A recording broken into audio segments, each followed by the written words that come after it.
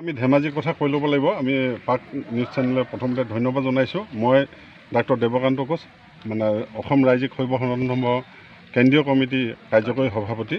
আমি ধেমাজি এইটো কাৰণে নিৰ্বাচন কৰি ল'লোঁ যে আমাৰ ধেমাজিত বিভিন্ন জাতি জনগোষ্ঠী ভাইসকল আছে, বিশেষকৈ মিচিং সম্প্ৰদায়ৰ মানুহবোৰ আজি বহুত বছৰৰ পৰাই এনেকুৱা এটা ধৰ্মৰ সমাজ বিচাৰি তেওঁলোকে হাবাথুৰি ধুই খাই আছিলে। তেওঁলোকে কেইবাখনো আঞ্চলিক ধেমাজি জিলাত ইতিমধ্যে গঢ়ি আমাতকৈ মজবুতে হৈ আছিলে। সেই সময়তে শুভক্ষণত আমি তেখেতলোকক লগ পালোঁ।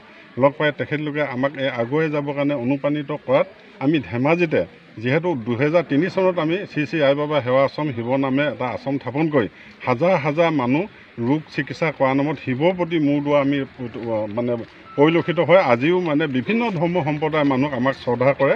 কোনো আমি নাম মেনশ্যন নকৰোঁ, সকলো সম্প্ৰদায়ৰ মানুহ খ্ৰীষ্টান মুছলমানলৈকে আহে। গতিকে সেইকাৰণে আমি এতিয়া কাৰ্যসূচী আজি যিখিনি হ'ল, এতিয়া আমাৰ শিৱৰ প্ৰবচন আছে। আমাৰ ৰাজ্যিক সভাপতিয়ে ক'ব শিৱ আমাৰ জনসাধাৰণৰ বাবে কেনেকুৱা ধৰণৰ মেছেজ দিব। তাৰপৰা আমাৰ স্মৃতিগ্ৰন্থ এখন আমি খুব সুন্দৰকৈ এখন স্মৃতিগ্ৰন্থ সত্যম শিৱম সুন্দৰম নামে এখন স্মৃতিগ্ৰন্থ, যাতে পুৰাণৰ সকলো তত্ত্ববিলাক তাতে লিখা হৈছে। সেই স্মৃতিগ্ৰন্থখন পঢ়িলেই শিৱ পুৰাণ বা অন্যান্য পুৰাণৰ তত্ত্ববোৰ তাত পাব। আজি তাৰপৰা সন্ধিয়ালৈ এটা আকৰ্ষণীয় সাংস্কৃতিক অনুষ্ঠান হ'ব, যে মৰিগাঁৱৰ পৰা আহিছে ধেমাজি কালচাৰেল গ্ৰুপবোৰে কৰিব সেইটো।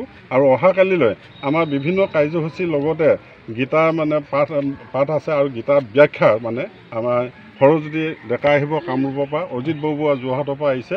তাৰপিছত আমাৰ সন্ধিয়া ৰাজহুৱা সভাটো আছে। সন্ধিয়া বিশেষ আকৰ্ষণ হ'ল মানে দক্ষ যজ্ঞ। যিহেতু আমি দক্ষই শিৱক অপমান কৰাৰ কাৰণে সেই তাহানি সত্য যুগতে মানে বিষ্ণু আৰাধনা কৰাৰ পাছতো শিৱ চৰণত শৰণাগত হৈ তেওঁ কাশীত শিৱলিংগ স্থাপন কৰি দক্ষই যিহেতু পূজা কৰিব লগা হৈছিলে, সেই শিৱক নিন্দা আজি বিভিন্ন পন্থাই কৰাৰ কাৰণে আমি দুখ পাওঁ।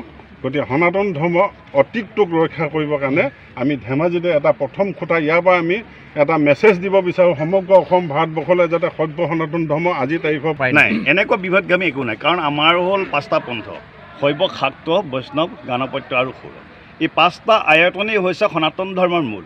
এই 5টা আয়তনক আমি বেলেগ বেলেগ বুলি ভাবিব নোৱাৰোঁ। গতিকে 5টা আয়তন এক হয়।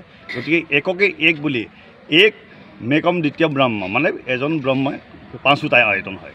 গতিকে আমি সেইটাক বেলেগ নকৰাকৈ সকলোকে এক কৰি কোনো বিভেদগামী নোহোৱাকৈ যাতে আমি আগুৱাই যাব পাৰোঁ, তাৰহে প্ৰচেষ্টা আমি কৰিছোঁ।